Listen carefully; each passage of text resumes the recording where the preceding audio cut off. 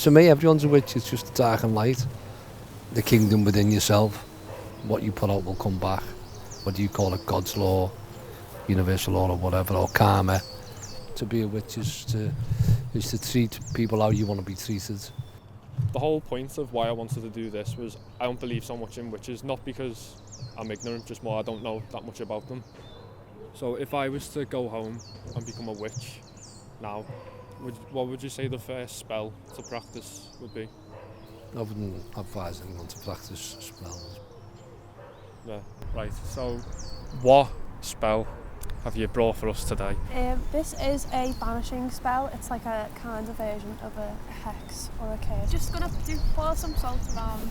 Pour some salt around. Area. Normally you do it in the circle, and it'll basically, the thought is that it will create a barrier between like us and like the bad stuff. The hundreds of bodies buried in this graveyard. All of them. Like what is it? Cast? Just because Well, you just, every time you speak, you're casting a spell. That's why it's called spelling. So every time you speak, so if you speak badly about yourself, that will go out and come right back to you. You're putting a spell out. But what would you say the difference is just between that and casting a spell? Well, you're not casting a spell as soon as you speak. As soon as you speak? As soon as you speak, you're casting a spell. So if you say, oh, I hate him, so, blah, blah, blah, you're hating yourself. You're not really hating on him. You're hating yourself. It's a reflection from you. That's coming from within. I call on the east, I call on the earth. No, air. I call on the east, I call on earth. To witness and guard our circle. To witness and guard our circle. I call on the south, I call on fire. To witness and guard our circle. To witness and guard our circle. I call on the west, I call on water. Is this Vic? You use Vic? What would you say the principles of a spell are? Like, what constitutes as a spell? I don't know. I don't really cast. The only protection spells, like to protect myself. How would you go about actually making a protection spell? Just visualising yourself in a bubble. Visualising yourself in a bubble? Visualise yourself in a bubble, like a protection bubble.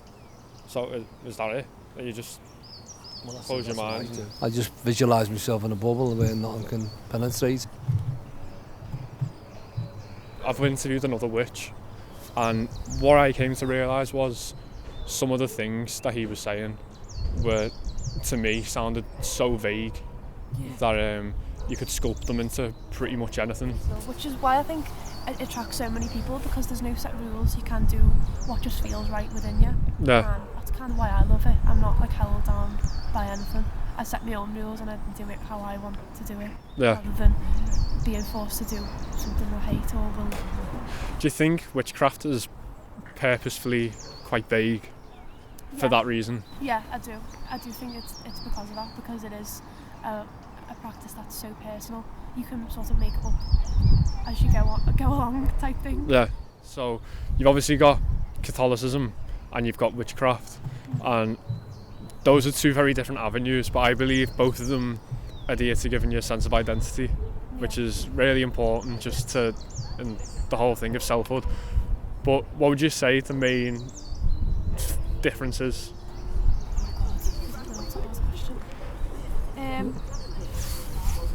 I don't know. I think witchcraft definitely, personally, is a part of who I am. Yeah. Like it does, like it is me personally, because I feel like I rely on it a lot when I'm going through bad times and stuff like that to bring me out. People who follow any type of religion can practice witchcraft and be a witch, because it isn't really a religion, it's more of a practice. Yeah. I'd say personally. So people who are Christian, who are Muslim, Jewish, I think anyone can be a witch.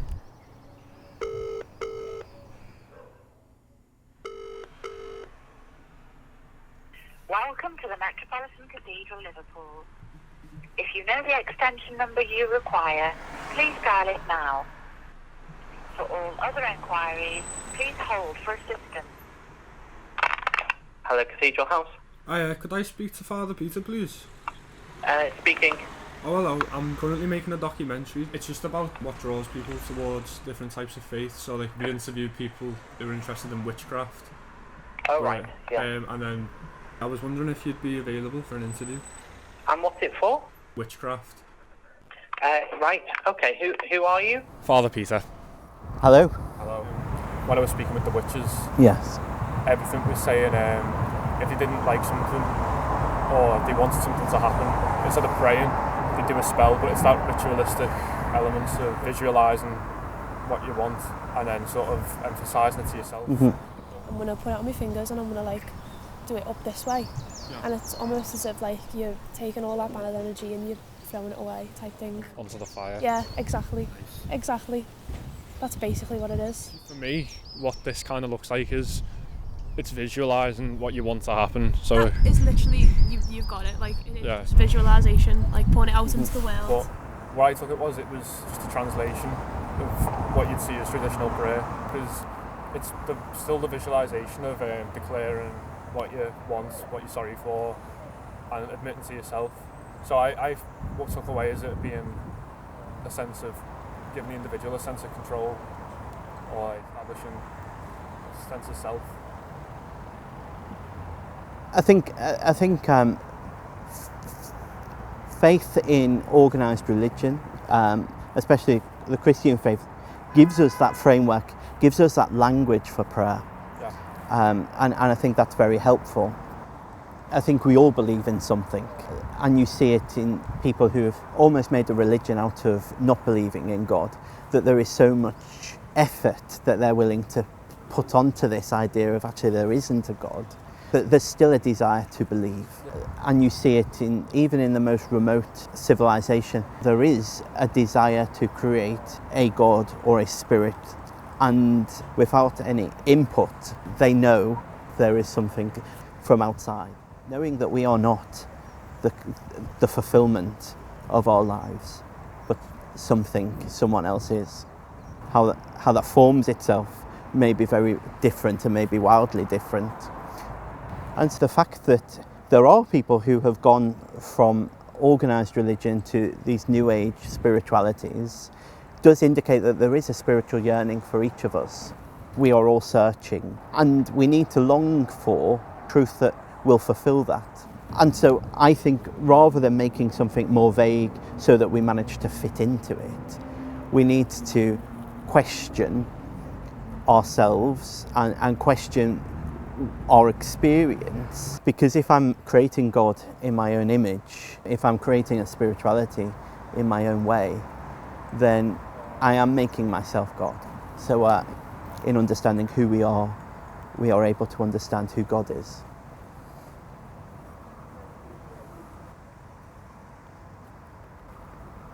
But I think it's clear we can't live our life without belief. We just need to decide who we believe in and what we believe in.